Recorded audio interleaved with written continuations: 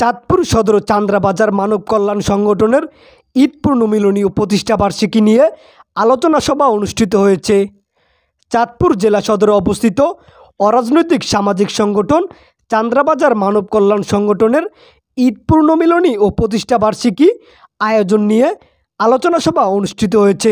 17 বছর বয়স থেকেই হিলফুল ফুজুল নামক অর্থাৎ যুবকদের মাধ্যমে একটা সংগঠন করে সেই সমাজে মানুষের পাশে দাঁড়িয়েছিলেন। অবিচারণাচার, দুর্নীতি এবং মানবতা বিরোধী যত কর্মকাণ্ড ছিল সেগুলির বিরুদ্ধে তিনি রুখে দাঁড়িয়েছিলেন এবং সফল হয়েছিল। আমরা সবাই যেটা হয় ভালো হয়, এটা খারাপ না।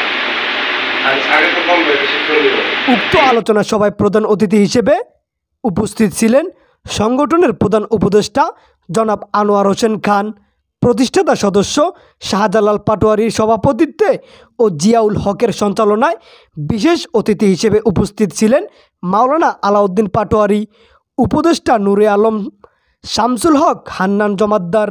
এ সময় আরও উপস্থিত ছিলেন সংগঠনের প্রতিষ্ঠাতা সদস্য ও দাতা সদস্য ও স্থায়ী সদস্য সহ অন্যান্য নেতৃবৃন্দ।